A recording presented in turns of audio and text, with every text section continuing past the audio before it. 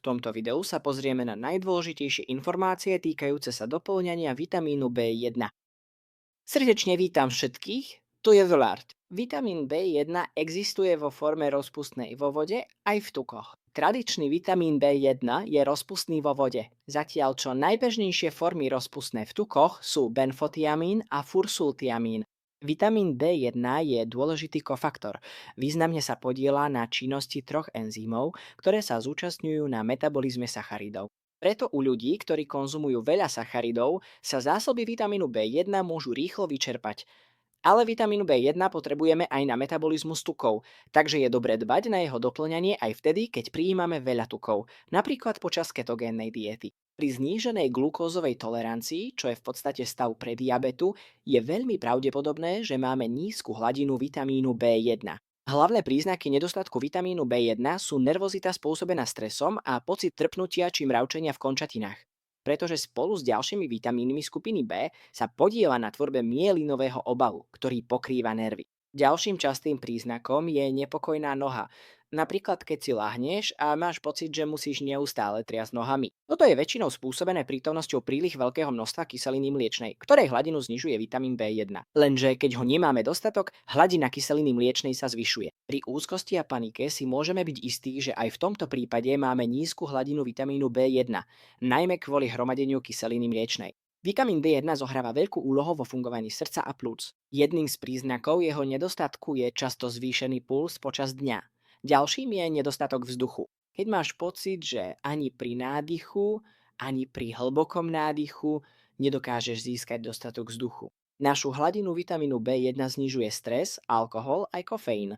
Z liekov sú to najmä antikoncepcia, lieky na zníženie kyslosti žalúdka a diuretika. Vitamín B1 môžeme doplniť predovšetkým pivovarskými kvasnicami, odporúčam pivovarské vločky. Dá sa ísť aj samostatne, no výborne sa hodí na posypanie rôznych jedáv, šalátov či hlavných chodov, presne ako sír. Existuje viac druhov pivovarských kvasníc podľa toho, čím boli kvasinky krmené. Môžu sa vyrábať s použitím sladového jačmeňa, melasovej cukrovej repy alebo trstinového cukru. Z bežných potravín obsahuje veľa vitamínu B1, slnečnicové semienka, makadamiové orechy, pšeničné klíčky, hnedá ryža, ako aj fazúľa a šošovica. Dobrým zdrojom vitamínu B1 je aj spirulina, moringa a gojišťave. Krátkodobo sa dá doplniť aj tabletkami alebo kapsulami, ktoré môžeme v podstate užiť kedykoľvek, aj nezávisle od jedla. Pretože bežný vitamín B1 je rozpustný vo voja. Popri vitamíne B1 je dôležité príjmať aj ostatné vitamíny skupiny B. Okrem pivovarských kvasníc je dobrým prírodným zdrojom B komplexu aj materská kašička a surový peľ. Ak pociťujeme najmä príznaky spojené s nervami, napríklad neuropatiu, je vhodné doplňať tie vitamíny, ktoré sú rozpustné v tukoch. Vitamín B1 sa vstrebáva v tenkom čreve a vitamín C naň má ochranný účinok. Jeho vstrebávanie znižuje káva a čaj, surové ryby, mušle, ako aj siričitany, ktoré sa najmä ako konzervačné látky nachádzajú v moderných potravinách, napríklad vo forme siričitanu sodného. Vitamín B1 sa podieľa na tvorbe našej energie, takže ak je jeho hladina nízka, zvyčajne to vedie k únave a zníženiu našej vytrvalosti.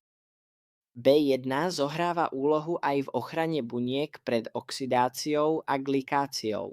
Nedostatok môže spôsobiť aj žalúdočné problémy, predovšetkým pomalé trávenie, teda jedlo sa zo žalúdka vyprázdňuje pomaly. Ďalej spôsobuje nízku hladinu žalúdočnej kyseliny, čo spolu súvisí a zohráva úlohu aj pri refluxe pažeráka.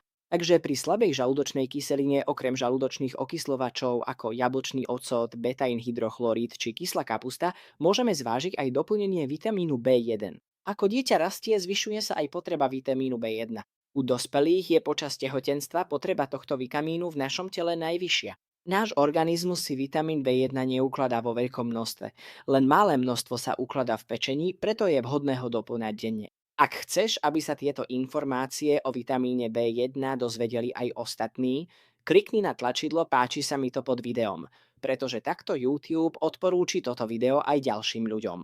Prajeme ti veľa zdravia. Uvidíme sa v ďalšom videu. Dotedy nech je zdravie s tebou.